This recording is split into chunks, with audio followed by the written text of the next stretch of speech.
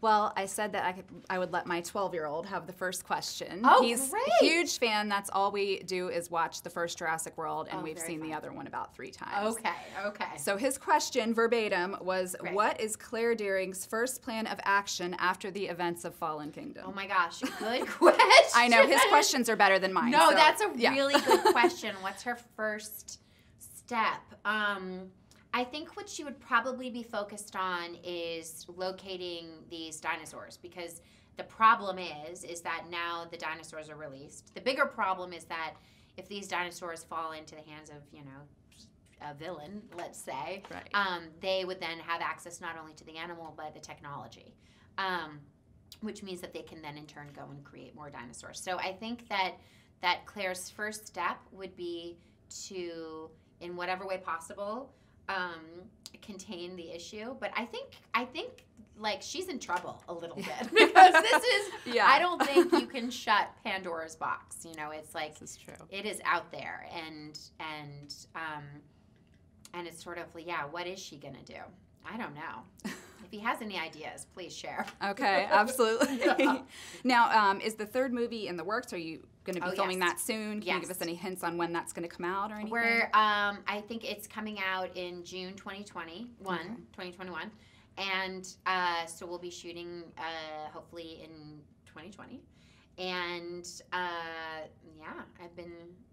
we've all been talking and stuff, and it's exciting, and it's happening. And I mean, when we started the first movie, we started it with the hope that we would get to make 3 films. So we've been talking about this for a long time, but we didn't know whether or not this movie would even work, like Jurassic World. And so when the first movie did well, we were like, yes, there's going to be a second.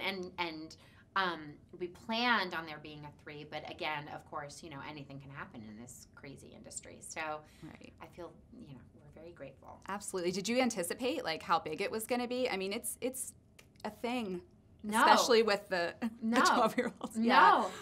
No, I didn't. I mean, I hoped. I mean, the first movie was a big deal for me. I was 12 when I watched Jurassic Park in the theater opening weekend. So you kind of hope that these movies can at least represent the legacy of the first film. And I have an 11-year-old and a 6-year-old, and my 11-year-old, he totally loves the movie. His one directive for me today was bring back a copy of the Blu-ray. There you go. Okay, there's got to be some perks to having you for a mom, yeah, right? Yeah. And he knows how to ask for them. Yeah, absolutely. Well, everybody has a favorite dinosaur in the movie. So, what is your favorite out of? Well, for me, it's a tie. Obviously, Blue has stolen my heart, like everyone. Blue is amazing, but also the T-Rex is incredible because she's the one character that's been in every single Jurassic movie. Yeah. She's the one who started it all, and she's still doing really well. And I got to ride on her back in this movie, which was kind of crazy. Pretty awesome. Yeah. Yeah, and I'm sure you've been asked this 200 times, but were you really running in heels? Yes. Oh, yes. Yeah. Oh, okay. Yes. Really running in heels. My feet hurt watching that scene. Oh, yes. The key is to run on your tippy toes. Run on your tippy toes when you're running in heels in the jungle, and maybe you'll survive. Especially if you get to do one take after the other. I tripped in that one. We got to do it again. Do you have a favorite scene that you were filming, and then a scene that was really difficult or really hard? I love whenever any of us got to work with an animatronic dinosaur, that was pretty exciting because it's oh my god, it's they really seem real. What you see when you're watching the movie is actually what we were experiencing in real life when we were shooting those scenes. So. All the stuff where I got to ride on the back of the T-Rex, or the surgery with Blue. I would say those are definitely the scenes that stand out the most to me. All the gyrosphere stuff was so awesome, getting to shoot underwater. Really, really, really cool.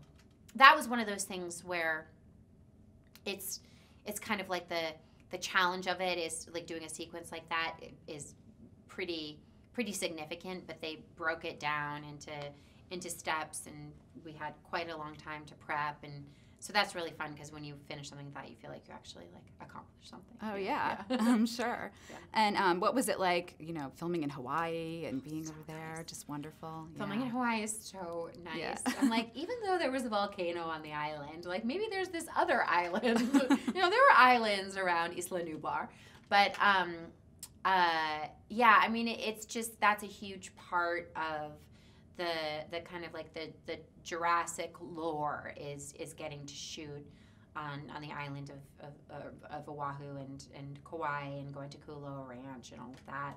So yeah, I hopefully we can work something out. Yeah, absolutely. We can go back there. Yeah. Do you have like a message you would want kids and parents watching to kind of take from the movie? Oh goodness, that's a good question. Site, so. I would say yeah. Well, I mean, like any sci-fi story, sci-fi is about what if. And in the case of this, it's yes, what if human beings and dinosaurs coexisted? But oftentimes, the best kind of sci-fi ultimately is a cautionary tale, and so it's what if this, and be cautious of that. Yeah.